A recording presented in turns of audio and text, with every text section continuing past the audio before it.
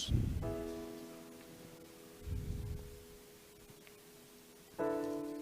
Con la gracia de Dios hemos iniciado este tiempo de Cuaresma y decíamos el miércoles que es un tiempo de reflexión, es un tiempo de revisar cómo estamos en nuestra relación con Dios, cómo estamos en nuestra relación con los hermanos, con nosotros mismos. Un tiempo en que la Iglesia nos invita a mirar nuestro corazón para descubrir qué cosas vamos acumulando en él, qué cosas vamos mostrando a los demás y hacia dónde necesitamos también encaminarnos. Hoy en este primer domingo de Cuaresma, la liturgia nos ha invitado a centrar nuestra vida y a centrar nuestra fe en la persona de Jesús, en este momento que llamamos de las tentaciones. Un momento que sin duda alguna también nosotros lo vamos viviendo todos los días.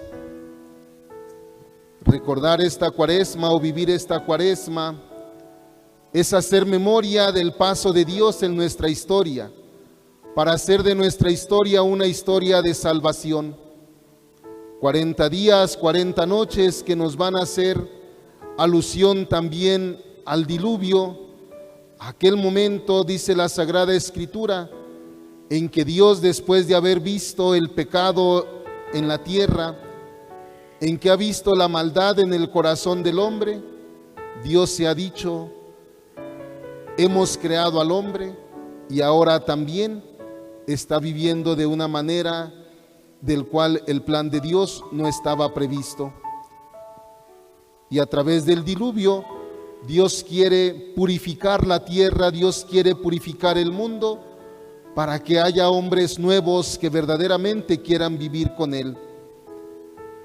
Estos 40 días y 40 noches también nos recuerdan a la estadía que Moisés ha tenido en el monte antes de que Dios le diera las tablas de la ley, los 10 mandamientos, e hiciera Dios con el pueblo una alianza que los llevara a vivir en la santidad para alcanzar la plenitud de la vida.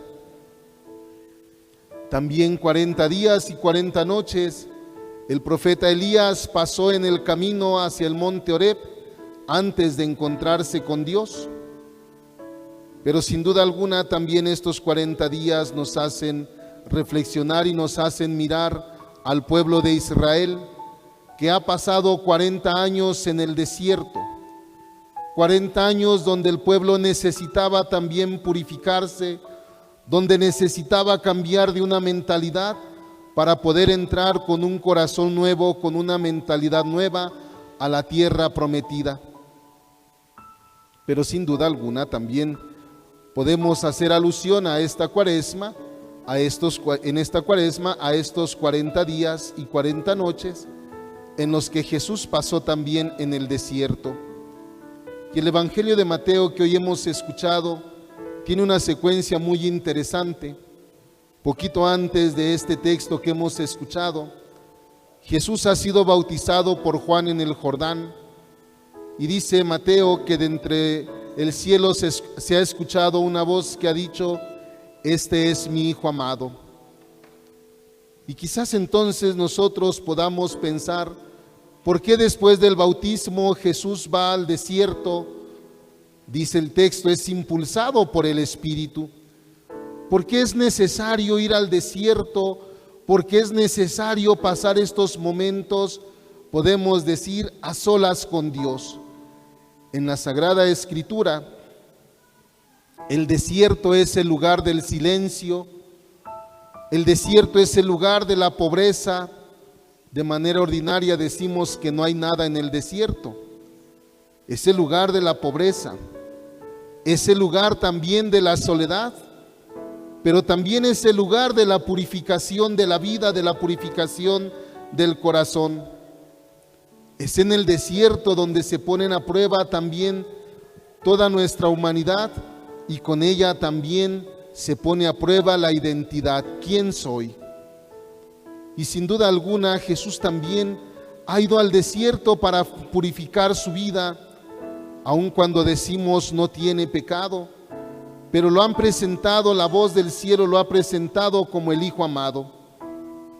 Quizás podemos decir que en estas tentaciones Jesús necesita también discernir cómo presentar a los demás su ser hijo de Dios.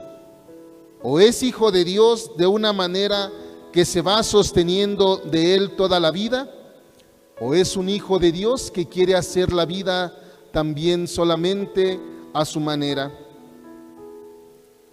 Las tentaciones son caminos fáciles, son caminos que nos llevan solamente a ver la vida desde el mundo, quitando la fe. Y por eso las tentaciones tienen el objetivo de instrumentalizar, de tomar a Dios solamente para el propio beneficio, para tomar a Dios y hacerlo bajo los propios intereses, para tener éxito, para tener gloria. Las tres tentaciones que hemos escuchado nos van narrando de una manera muy hermosa cómo Jesús en este medio de las tentaciones, en este diálogo que nos pone con el tentador, va discerniendo y aprende también a responderle al diablo con la palabra de Dios. Si ustedes escucharon de manera atenta, el diablo también conoce las Escrituras y quizás las conoce mucho mejor que nosotros. Por eso dice el Papa Francisco, con el diablo no podemos dialogar, con el diablo no se puede tener una relación constante, porque seguramente nos va a arrastrar en la vida hacia donde Él quiere, y es lo que Él intenta hacer con Jesús. Lo intenta separar de Dios para que se presente como un hijo de Dios, pero solamente desde una perspectiva muy humana.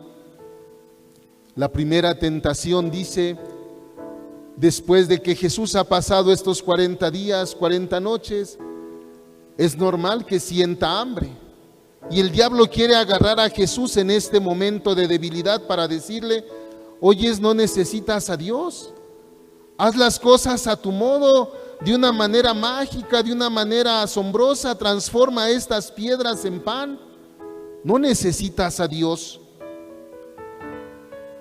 Atrévete solamente a satisfacer las necesidades que tú tienes. Satisface tu vida con aquellas cosas que a ti solamente te interesan. ¿Para qué quieres a Dios? Y sin embargo, Jesús no le hace caso al diablo y también le responde con la palabra de Dios. No solo de pan vive el hombre, sino también de toda palabra que sale de la boca de Dios. ¿Cómo presentarse como hijo de Dios? Cuando el diablo lo lleva, dice, a la parte más alta del templo y le dice, aviéntate. Dios, dice la Escritura, que Dios no te va a dejar caer, que no te va a dejar tropezar en piedra alguna. Aviéntate, no necesitas a Dios, y si de verdad eres el Hijo de Dios, no te va a permitir caer. Y Jesús también le contesta con la Sagrada Escritura, no tentarás al Señor tu Dios. Esta segunda tentación quiere poner a prueba también a Dios. Y la tercera tentación, cuando el diablo lleva a Jesús, dice, al monte más alto y le hace ver todos los reinos de la tierra, le dice, si te postras ante mí, si me adoras, yo te entrego todo el poder, te entrego todo el mundo. Y el diablo es el dueño del mundo. Y le dice, gana la vida sin Dios, gana la vida solamente por ti mismo. Y es aquí también donde Jesús le responde, adorarás al Señor tu Dios y a Él solo servirás. Quizás cuando nosotros contemplamos de manera detenida estas tentaciones, podemos ver que siguen siendo una realidad también para nosotros, que de diferente manera también las vamos viviendo a lo largo de nuestra vida. Más si nos empeñamos a llevar una vida con Dios, si queremos hacer la vida de una manera más correcta, pareciera ser que las tentaciones están también a la orden del día para hacernos desistir de los buenos proyectos, de las buenas cosas que nos disponemos a realizar. Y para nosotros, así como para Jesús, Quizás las tentaciones necesitamos afrontarlas para poder descubrir cómo queremos nosotros vivir nuestra vida. Y la tentación nos pone también este camino. ¿Quieres vivir la vida con Dios o quieres vivir la vida sin Dios? A lo largo de la Escritura encontramos dos términos muy interesantes. Aquel que vive con Dios es el hombre, la mujer justa, es el hombre que sabe caminar con Dios. El que camina sin Dios es el insensato. Aquel que hace la vida de manera fácil, aquel que hace la vida según su propio criterio. Y hoy también a nosotros se nos presentan las tentaciones y necesitamos aprender a discernir cómo queremos vivir la vida. O la vivimos con Dios o vivimos una vida sin Dios. La primera tentación se hace también presente en nosotros.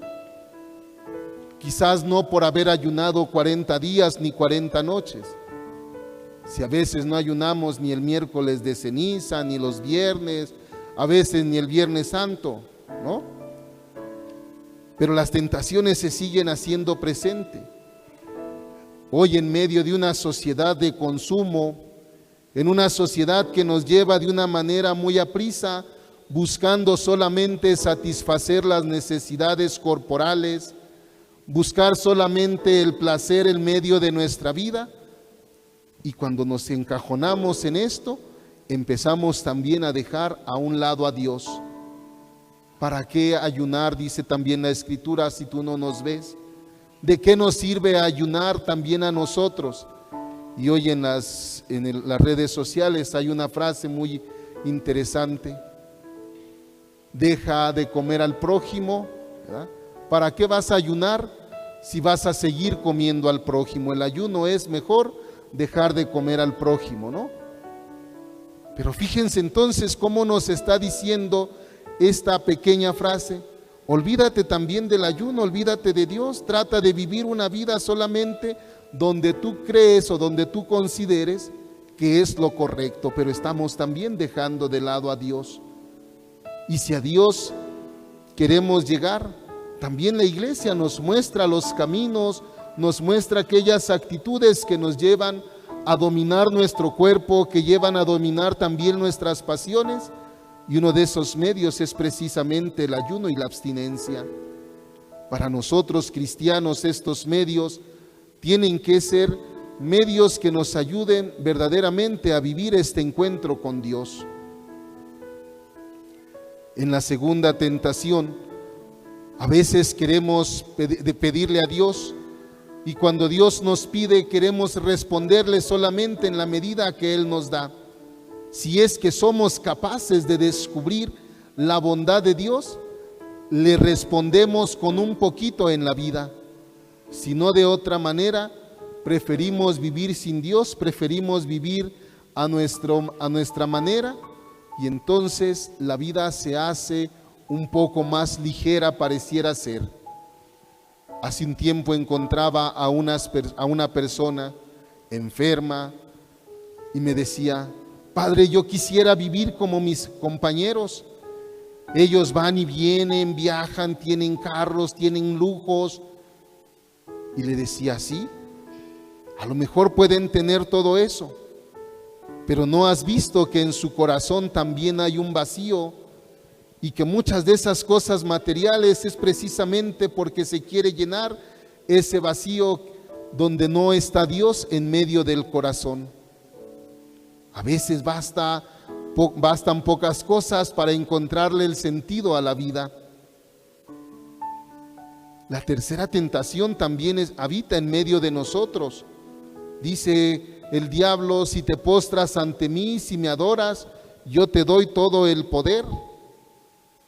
Y a veces también dice el Papa Francisco, en el 2018 sacó una carta que se llama Placuideo, donde nos decía: ahora en nuestra sociedad se vuelve a presentar una herejía tan antigua pero tan actual.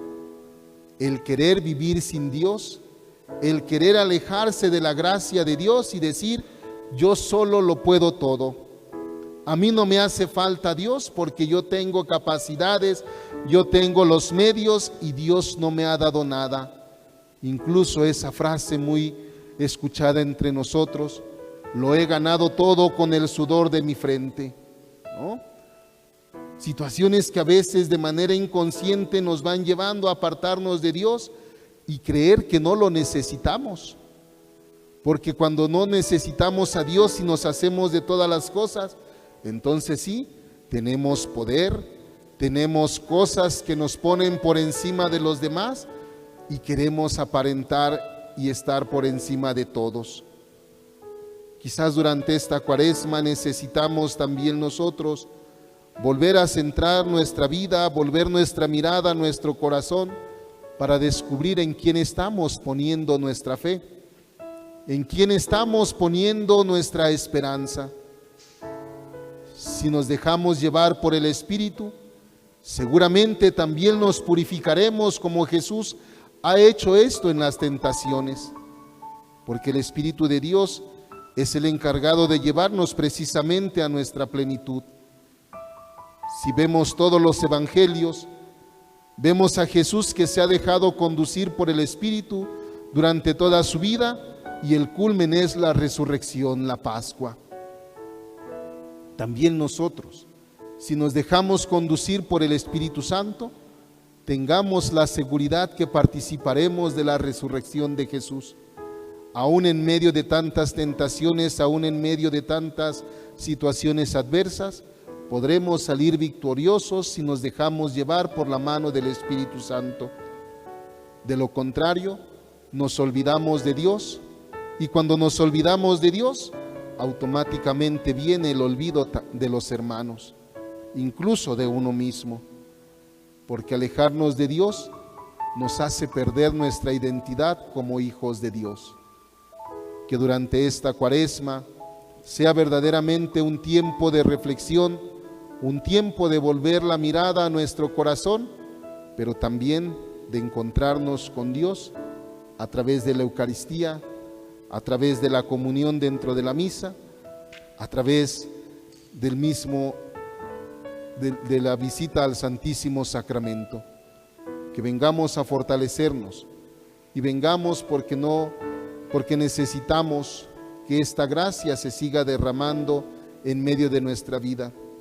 Tengamos la seguridad que cuando nos encontremos con Jesús, no empezará a juzgarnos, sino que primeramente vendrá y nos consolará, nos reconfortará para que podamos seguir dando un testimonio en medio de nuestra comunidad, en medio de nuestra familia.